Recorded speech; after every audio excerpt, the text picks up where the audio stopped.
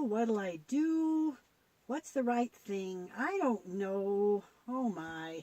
How do you decide a thing like this anyway? Hey there, girl puppet. How's your day going? Okay, I guess. You don't look okay. What's your trouble? Well, that is, yeah, what is it?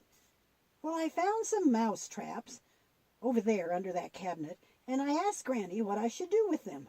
Oh, and I'll bet she said to leave them right over there where they are, be nice to the mice, pray for them, and someday they'll be nice to us. Yes, that's exactly what she said. And then I asked Noah, and he said set them traps and kill as many mice as possible. Yeah, both answers have some good and some bad.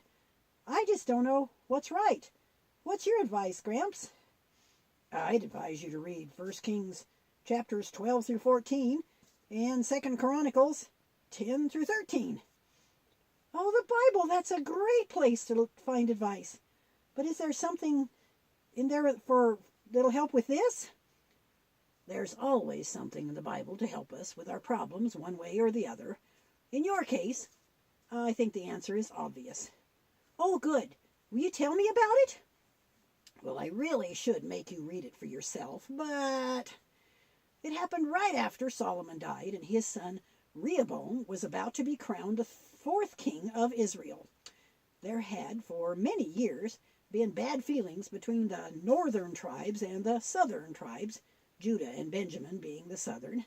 The leader of the northern group, whose name was Jeroboam, had been in exile in Egypt.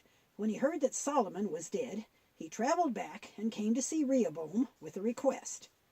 So this Jeroboam was a rebel against the king of Israel? Yes, but he tried to come to make peace.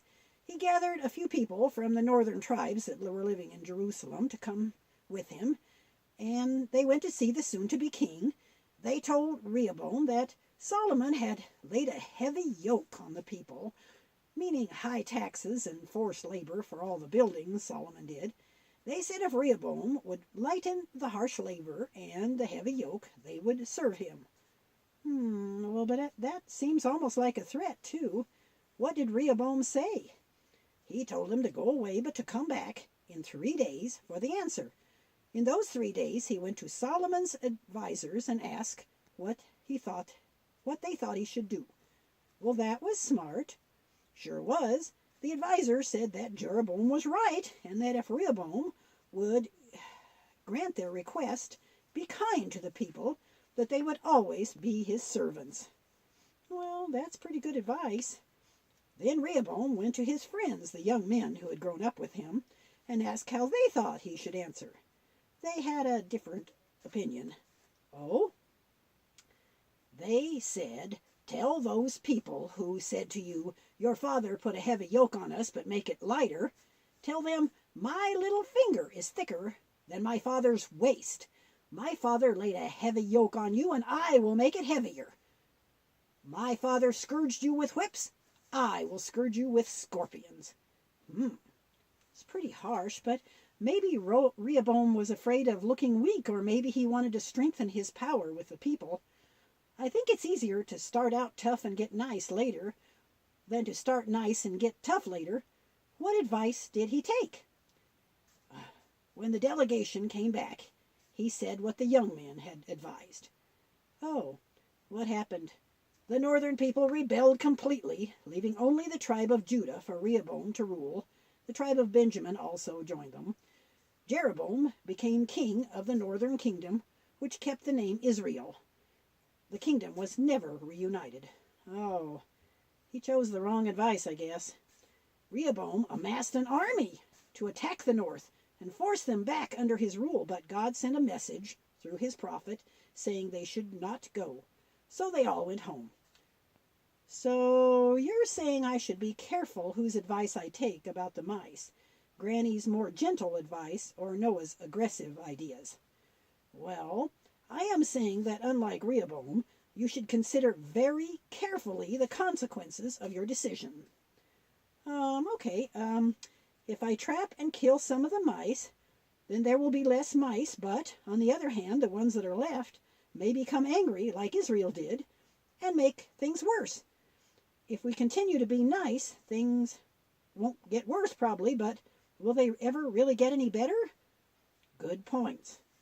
There's one more to consider. What's that? Who is going to take the dead mice out of the traps, and what will they do with them then? Oh, yuck! Oh, ugh, yuck! Oh, no traps. Nope, I'm not doing that. Forget it. Leave those traps right over there where they are. Yuck! Girl puppets. Have thine own way, Lord, have thine own way. Thou art the potter, I am the clay.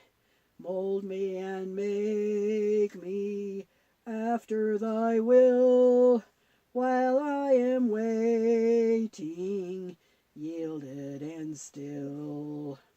Have thine own way, Lord, have thine own way. Hold o'er my being absolute sway. Fill with thy spirit till all shall be Christ only always.